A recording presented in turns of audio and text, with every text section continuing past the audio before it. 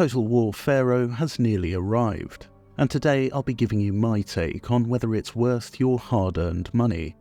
No BS, no drama, just my unfettered opinion on whether you'll like this game. It's no doubt been a bumpy ride for Pharaoh.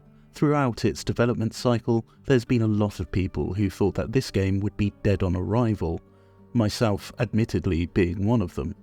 And I even made a video speculating on what I predicted would be a poor offering to the customer. Was my video accurate, or did the predictions I made age about as well as the herring I keep under my floorboards? My name is Blake, and I bid you my fondest welcome to Blake's Takes, where today I'll be giving you my take on Creative Assembly's Total War Pharaoh.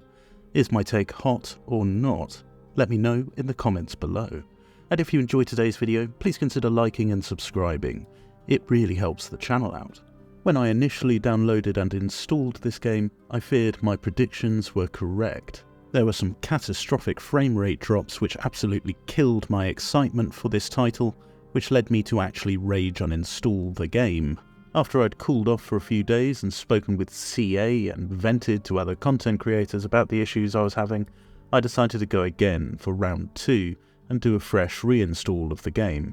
And truth be told, I'm really glad that I did. The fresh install seemed to magically cure the crippling frame rate issues I was having, and more importantly, it showed me that Pharaoh actually has some pretty exciting things under the hood, but also plenty of downright annoying things.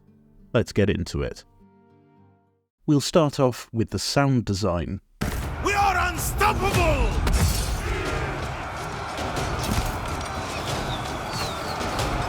There is no hope! Archers, fire!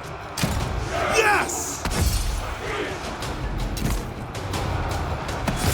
Send them to us! This way, brothers!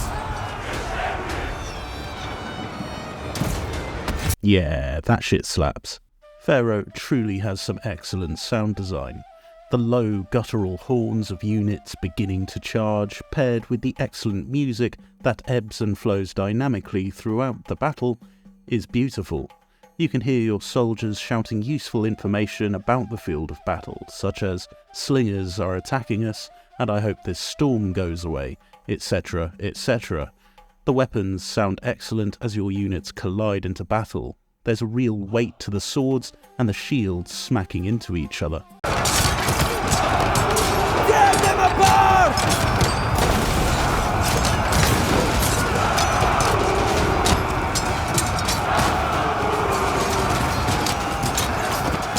Absolutely top marks here. The sound in a game is so important, and I really feel the development team outdid themselves with the grand crescendos in this game. Some of the music, I dare say, rivals that of Jeff Van Dyke's music from Medieval 2.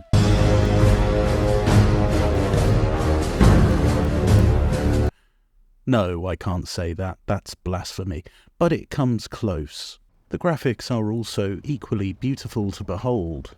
There's a lot of detail which have gone into the units, the banners and the cities. It's a great looking game with good attention to detail. Whether it be the rolling dunes of Arabia or the foothills of Turkey, the battle maps look gorgeous. Take a look at the water as an example. I love the way that the individual arrows ripple in the river here. It looks amazing. Fires also look really good, as they begin from embers and slowly turn to raging forest fires. There's clearly a lot of love that's gone into making this game look and sound good. I was also impressed with the diversity of units that are on offer. You have your factions units, which change depending on which faction you select. This was a pretty surprising feature for me. Each faction leader having their own roster of units wasn't something I was expecting in this game, and it offers quite a fair bit of replayability. One faction leader may have a wealth of archers to select from, another may be a heavy infantry specialist. It's a solid way of dealing with the fatigue you might have of spinning up a new campaign with the same culture. And then you have native units, which are recruited from a separate barracks and are entirely dependent on the region you're recruiting from. However, as I played more, I began to notice a pattern.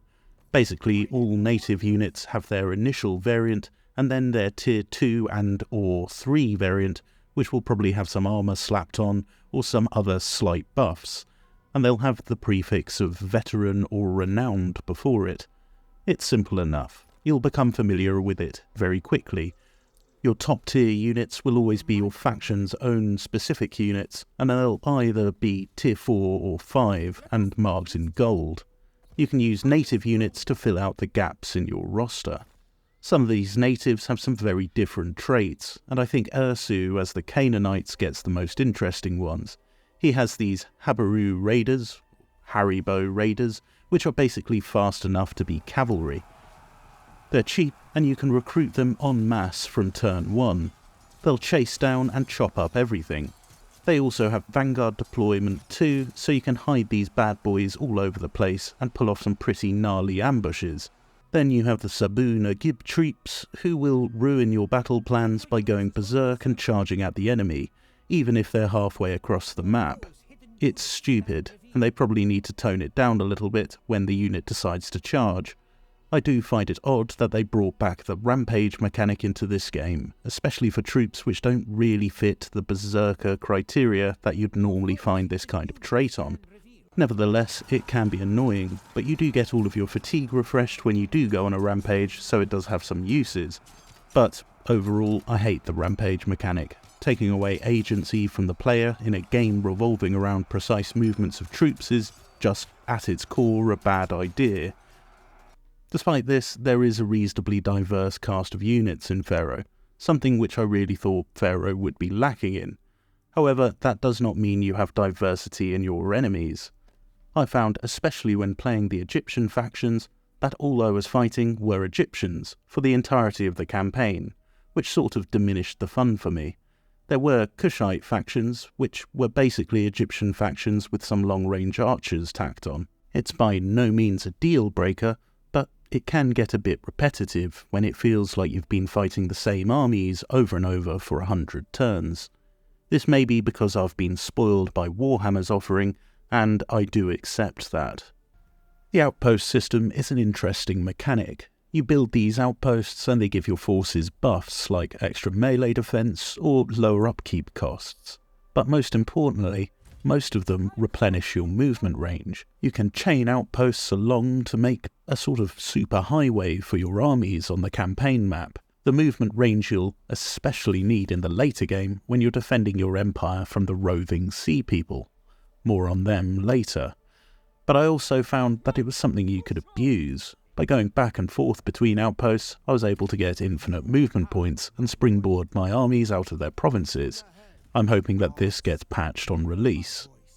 What was annoying about the outpost mechanic is that you can't use allies or vassals' outposts to replenish your movement range. This basically means that allies and vassals are a massive hindrance to your empire's logistics.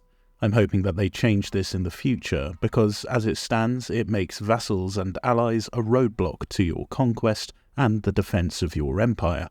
Now I want to talk about suspension of disbelief. That oh so coveted immersion. That feeling when you're playing a game that you forget you're playing a game. You think that you're actually leading a kingdom. That feeling that you've become a pharaoh. That feeling you're actually pillaging Ulthuan as Slaanesh.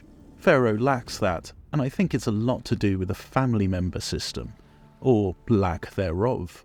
If your faction leader dies, it's inconsequential. He gets wounded and comes back to life.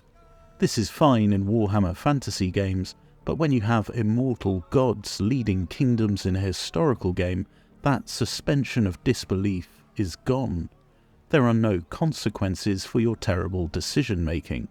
If your king gets killed in a battle, just wait a few turns and he'll reappear. It ruins the sense that I'm leading a historical faction when my leader can resurrect himself from the grave like the second coming of Christ. Now, this is likely dead for this title and will never be implemented, but if there's one thing I'd like to see returning for historical titles, is family trees, death of your generals, and traits being far more far-reaching like they were in Rome 1 and Medieval 2. I loved in older Total Wars when you could just get unlucky and get some terrible general who was an insane cuckold. because it made the good ones stand out even more. In Pharaoh, every general of yours will eventually turn into a god of battle, and it really detracts from any personality or care you'd have for the character. This system, which was introduced in Rome too, fundamentally devalues your generals. If everyone is special, then nobody is. All generals following the same cookie-cutter build design. It's boring, and I hope they'll revert back to Medieval 2's system of randomized traits with nature and nurture brought into it. These current generals have no struggles to contend with. They're just a hollow vessel for me to dump skill points in like the filthy little receptacles they are. This levelling up system that they have currently feels more like something you'd see in Borderlands. They can toil in the field. I will defend my home. I feel that this is more bleed over from Warhammer. It makes all generals and leaders feel the same. A generic clone army of generals which you'll probably give the exact same traits to for each one. They have no personality and no reason for a player to get invested in them. It's a lifeless and bad system, and I really hope that they revert back to something which we saw in Medieval 2 all those years ago. And what's even worse is all of your regular generals have the exact same skill point allocations as your legendary lord. Faction leader. Even your immortal leader has now nothing separating them from their cloned generals, apart from their immortality, of course. Amon-S has a skill that lets all of your archers fire whilst moving forwards. Now all of your generals can have it too. Now you have an entire faction of wood elves. It screams laziness to me. Copying and pasting skills from a faction leader onto all of your generals is lazy game design. There's no other words for it. Also, I want to talk about the UI, the user interface. Look at Crusader Kings. When you get messages, they roll down on scrolls with stamps on them. We need things like that in Total War games, not these boringly made boxes. They're too arcadey and remove that suspension of disbelief, that immersion into the game. The UI in Pharaoh, I found, gives the game a sense of lifeless sterility. Similar to Total War Warhammer 3, the UI is extremely bland and doesn't represent the factions that you're playing. Remember, in a strategy game, you're spending most of your time looking at this UI, so they should really try and make it stand out from faction to faction, or at least culture to culture. Take Dawn of War 1 as an example. Look how different the Orc UI is from the Space Marines UI. You know you're playing the Orcs there. There's skulls everywhere. And look at what's happening when you're playing with the Space Marines. There's skulls there too. But you get what I mean, they're different kinds of skulls. It could be nice to see this kind of design philosophy translate more into Total War games. The UI in a strategy game is basically the window into its soul. It would be nice to see more UI variety in future Total Wars. They did it in Barbarian Invasion. Romans having marble pillars, barbarians having wood. They should try and resuscitate it for future games. It really adds a layer of immersion to a strategy game. I also hate the building pictures. They're better than the Warhammer icons by a big margin, but I really want to be able to see the buildings I've built again. I miss in the old Medieval 2 or Rome 1 where you'd get pictures, where you could see the actual image of what you were building. It would be nice to see the buildings you've built again, not just a 2D icon representing them. The Royal Decrees, which is basically your tech tree, is an exercise in extreme banality, which we're no doubt used to from other recent Total War titles. What I don't understand is they had an interesting tech tree in Empire, where you could see the impact of the technologies which you'd researched actually affect your units on the battlefield, like socket bayonets and fire by rank. Why has there been such a massive regression since then? The Pharaoh tech tree is as unexciting as they come. I was also really disappointed to see that the tech trees were basically exactly the same across all factions. There was no difference between Hittite, Egyptian and Canaanite royal decrees, which just came off as rushed and unfinished. If the technologies were interesting, then that could be forgiven, but to see the same bland 10% bonus to stone production on a Tuesday's stuff copied and pasted across was really disappointing. They have different names, but they don't have different effects, and the pictures are the same. It's really a missed opportunity, and it could have really made the factions stand out a bit more. Ranged units feel terrible. The range has been gutted for the majority of archer and slinger units, and I found that they're not much faster than most melee infantry units that go after them. You might be able to get one volley off before those units close the gap and clap the cheeks of your squishy ranged units.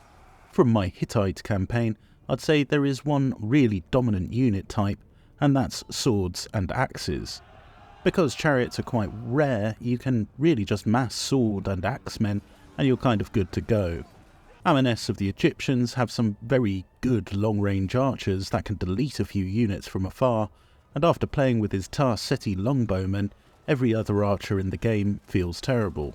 Slingers basically tickle the enemy, they seem to have taken a massive nerf, and javelins have such low range that they're basically unusable. Not only is it low range, but they throw wet noodles at the enemy. Javelins are just horrifically weak.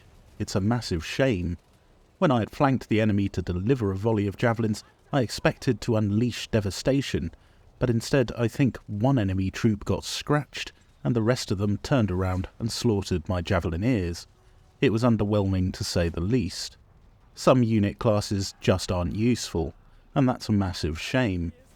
Chariots, as I suspected they would be, are pretty horrible to use, and you need to cycle charge them to have any significant effect. They also seem to die or take severe casualties on every auto-resolved battle, which forces you to fight even walkover battles manually, which is another irritation, so I rarely put them into my armies. The weather system I find is too punishing, especially for ranged units, an already weak class of troop, unless you're playing as Amenes with his Tar-Seti snipers. If you bring a ranged heavy army and you get a thunderstorm as an example, then you can kiss the battle goodbye, because of the extremely punishing debuffs on an already weak class of unit. There's also sandstorms that damage everyone, which is just fundamentally unfun. It just gives the sense of, oh, you better finish this battle quickly or everyone dies. Oh, and they also debuff ranged units. It wouldn't be so bad if they weren't so frequent. It seems that every other battle when I'm playing in Egypt, there's a sandstorm for me to try and avoid. The weather effects look nice, but I found especially the rain can have some serious performance issues on my PC, and mine's a pretty high-end machine. The weather system, as a whole, comes off as a bit of a gimmick. It seems to punish some classes extremely, whilst other classes not at all. Extreme weather conditions should be a rarity. Having them happen every other battle is annoying and diminishes the spectacle of it happening. It also puts a great precedence on you being the attacker, so you at least have a chance to change the weather conditions at the beginning of the battle. It also forces you to optimize by taking units which don't suffer from weather conditions, like medium armoured swords, which seem to take no significant weather or terrain effects. Terrain features such as mud and water will slow down your troops, but the trouble is half the time you can't tell which one is which. Is this mud which will cripple my heavy infantry stats, or is it just regular old ground? You can hover over the terrain and sometimes it'll tell you, but it's hard to be mousing over the ground to check the terrain mid-battle. Now we get onto the Sea People, the end-game threat. Sea People are such a ball ache. They teleport in out of nowhere with full stacks of top-tier units, and because of the terrible trouble you'll have in affording the upkeep and fielding armies to combat this threat, it forces you to make some pretty annoying decisions. Oh, you've got this enemy on the run, have you? Well, now you have to turn around and stop the Sea People from burning down your empire. It makes the late game a bit cat and mousey. I think if the player was given a bit more notice on where they were going to arrive so they could make some preparations, it'd be more of an interesting challenge. In its current state, it feels like an artificial speed bump to your campaign, rather than a fun threat to deal with. You do get a little warning about whether they're planning to invade or whether they're actively invading you, but if you have a large stretch of coastal land territories, you'll find this about as useful as a marzipan dildo. They'll swarm in, burn all of your villages, and then disappear. They don't occupy settlements, so they never consolidate any of their holdings. It's just pillage, burn, and disappear. And they'll basically keep spawning up to at least turn 100. Even the boundaries of the map aren't safe. They'll just teleport units in, and there's nothing you can do about it apart from station an army there, which you won't be able to afford. The system just feels so cheap, as there's no reasonable way to defend properly. Full stacks will just turn up all over the place to irritate you throughout the game. It would be better if a lot more of them turned up and you had an idea of where they were going to land, so you could prepare an army to counter the invaders. It wouldn't feel so cheap then. Medieval 2 and the Mongols had the right idea. You were told where they were coming from, and you knew where best to prepare. This kind of random spawning in mechanic is just not very fun to play against. There's no strategy other than hope I have a general within outpost hopping range to get there. It really just fell flat for me. On the harder difficulties, you just won't be able to defend your settlements properly. They'll carve through your garrisons. Like butter. Yes, thank you, Bricktop. You can put forts up, but I find these very strange and awkward. You recruit a general to recruit forces to then put up in this fort outpost, to then disband your general. It just feels a bit odd. Why not just allow you to recruit garrisons for the town? Why not just have the system from Medieval 2 Total War back? Why the extra step? Well, that just sounds like slavery with extra steps. There's even buildings you can build that give extra garrisoned units. Why can't I just recruit directly into those? I like the idea of forts, but even reinforcements in this game are poorly thought out. They just appear, basically anywhere on the map. The game doesn't appear to take into account where you were in relation to the army on the campaign map. They'll honestly just pop in anywhere. And then we get on to, of course, naval battles. Not being able to recruit boats of any kind is just awful for a historical title. It is a cruel irony that your endgame threat of the sea people arrive and there is not a single boat in the Mediterranean to challenge them. I'm not going to go into this too much, but seriously? You're charging $60 for a game about sea people and there aren't any boats. You can float out to them with an army and magically teleport to a land battle as they implemented back in Warhammer 2, which is better than sending armies to auto-resolve it out in the middle of the ocean, but this is a workaround. This should not be what Creative Assembly is happy with. They should be looking to evolve their titles, and this cost-cutting measure stinks. Another annoying feature lost is the dynamic battle map system which we had back in the older titles. In Medieval 2, as an example, if you were fighting in the mountains, you'd have a mountainous map. It gave you the impression that where you stood your armies in the overworld campaign map really mattered. In this game, it's basically a dice roll, depending on where you're standing in terms of geography. If you're in Anatolia, you'll get Anatolia Map 7 when a battle unfolds. In the older titles, if I was in the mountains, the battle map would sometimes be absolutely crazy with mountains, almost unplayably so. But that made it feel like where I positioned my armies in the overworld campaign map really mattered. I could take advantage of choke points on the overworld campaign map, like bridge crossings. The old system desperately needs to be reintroduced back in the historical Total War franchise. Even if the graphics take a hit because of it, I'd rather my positioning on the campaign map mattered than looking at pretty battle maps. I also experienced my fair share of bugs in this game. Sometimes the game wouldn't open. I'd have to try again to actually get the game to boot, and this actually happened quite often.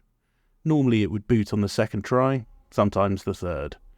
I would never get an error message, it would just stop responding. Maybe I have a virus, but this only happens for this game. Sometimes units would get stuck on each other, or walls, buildings, and basically any other object. I don't think I encountered any truly game-breaking bugs, but there are enough to notice them. Total War Pharaoh is not a bad game. In fact, there were lots of times when I found myself immersed in it, but then I'd find myself dragged back out of that serene state of immersion with an annoying bug here or some missing features from older titles there. There's some cool things in the game which I wish they expanded upon more, or Hopefully they'll expand upon more in future titles. Things like the court system are intriguing, but just not really fleshed out enough to make it that interesting. If your faction leader was mortal and you could be executed for your dangerous political meddling, or the entire court could declare war on you for your treachery, then it'd be worth looking into further. But as it stands, I basically ignored it. Getting the judge seat was very cool at first when you were laying out the law with different dilemmas, but then even that rapidly lost its coolness when I noticed the same event spring up a couple of times in a row. CA is very much on the precipice of greatness with things like this. It's just a shame that it's marred down with cost-cutting, like naval battles still not making a reappearance and a very high price tag. It makes this game hard to recommend at this price. However, unlike the Shadows of Change, I wouldn't feel robbed for getting this game. Then again, I didn't play Troy, so I can't comment on whether this feels like a DLC of that or not, but a lot of other content creators do feel that way. I found this game to have a better offering per dollar spent than that of Shadows of Change, so make of that what you will, but that's a very low bar. Overall, I've enjoyed playing Pharaoh. It's not a bad game by any stretch of the imagination. There's clearly been a lot of love put into the title, but there's been plenty of times which I've been really annoyed through poorly thought out game design. Why are the faction leaders immortal? Why is there no family tree? Why can't we build boats? There's just a plethora of wacky cuts to Creative Assembly's historical titles these days which just baffle and infuriate me. Battles are just not where you want them to be for tactical nuance. I personally found that you can just blob up your medium swords and charge away, and normally that would give you the win. Ranged units, apart from Amoness's Ghost Recon Tar-Seti sniper bows, seem to be laughably useless even when shooting units in the back. And I really miss cavalry. Chariots are clunky and just unfun. I can't recommend this game at its asking price of $60, unless you're a massive fan of the historical setting, which is a shame. Overall, I'd give this game a very mediocre 6.5 out of 10. There is some cool stuff in there, but it's buried beneath the bad. And as a long-time lover of the historical Total War series, it's just a massive shame to see this. It's not a total flop, and nor should it be. It's just quite mediocre. It will never have the replayability of the older titles, I feel. Creative Assembly needs to look into the titles of the past, ironically, for their historical games. Family trees, mortal leaders, naval battles, and they need to look at the impact of flanking, generals dying, and chain routes. All too often, battles just end in a total slaughter of the opposition, units grinding against other units, the ones with the better stats winning. They need to remove traits like immune to being flanked, because it removes viable tactics from the game, and you just get a blob of stat sticks being thrown at each other until there's a winner. I'd recommend that you wait for a sale on this one, unless you're frothing at the mouth for some historical content. There's worse ways to spend your money, but there's also much better. If you've enjoyed today's review, please consider liking and subscribing. It really helps the channel out. And a massive thank you to my Patreon supporters, Paugus, Joshua Krager, and D. I've been Blake, delivering my take. Thank you all so much for watching.